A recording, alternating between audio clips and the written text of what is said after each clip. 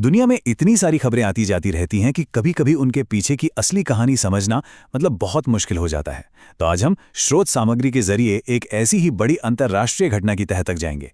ईरानी युद्धपोत आरएस देना का डूबना। तो बात शुरू होती है एक सीधी साधी हेडलाइन से कि हाल ही में ईरान का एक जंगी जहाज आरिस देना डुबो दिया गया। पर जैसा कि अक्सर होता है, यह हेडलाइन तो बस कहानी की शुरुआत है, पूरी कहानी नहीं। और देखिए, जब भी ऐसी कोई सैनिक कार्रवाई होती है तो उसका एक मानवीय पहलू भी होता है।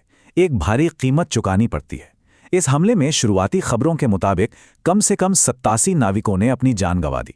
87 जानें एक बहुत बड़ा आंकड़ा है। तो सवाल उठता है कि ये हुआ कैसे। चलिए अब थोड़ा विस्तार से समझते हैं कि उस दिन समुद्र में असल में हुआ क्या था। तो जो जानकारी सामने आई है वो कुछ इस तरह है कि एक अमेरिकी पनडुब्बी ने ईरानी युद्धपोत आरिस देना को निशाना बनाया।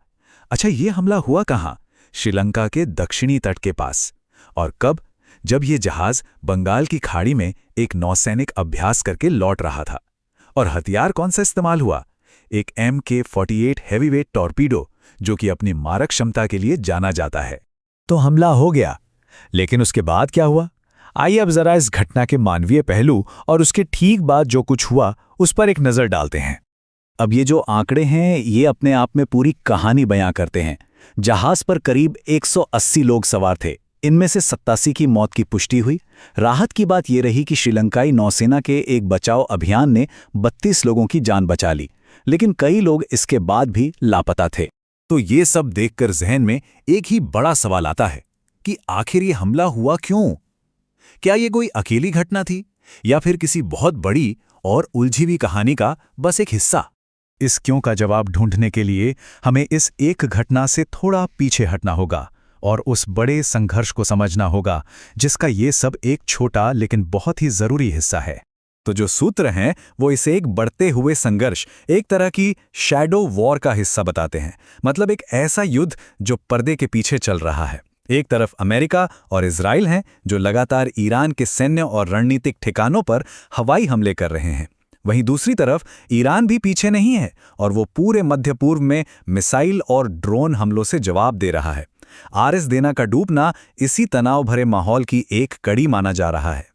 अब देखिए, जब भी ऐसी कोई बड़ी घटना होती है तो दोनों पक्ष अपने अपने बयान जारी करते हैं, अपनी कार्रवाइयों को सही ठहराने की कोशिश करते हैं। चलिए देखते हैं कि आधिकारिक तौर पर क्या कहा जा रहा है। अमेरिकी पक्ष का जो बयान है वो बहुत ही सीधा और साफ है। इसमें सिर्फ सैन्य ठिकानों की बात नहीं है, बल्कि उनका मकसद ईरान के पूरे सैन्य और राजनीतिक नेतृत्व को पूरी तरह से निष्क्रिय करना बताया गया है। ये अपने आप में एक बहुत बड़ा लक्ष्य है।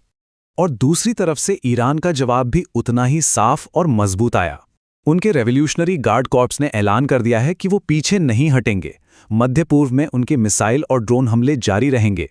मतलब ये एक तरह से सीधी जवाबी कार्रवाई का ऐलान है। तो ये सब हमें एक आखिरी और शायद सबसे अहम सवाल पर लाकर खड़ा कर देता है।